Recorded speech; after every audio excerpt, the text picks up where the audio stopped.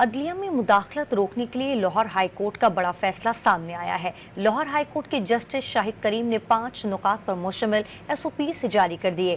واضح کیا گیا کہ وزیر اعظم آفس حساس اداروں کو ہدایت جاری کرے کہ وہ مستقبل میں اعلیٰ عدلیہ اور ماتحت عدلیہ کے کسی بھی جج یا ان کے عملے سے رابطہ نہ کرے۔ IG پنجاب بھی ماتحت افسروں کو عدلیہ میں مداخلت سے روکنے کی ہدایات جاری کریں۔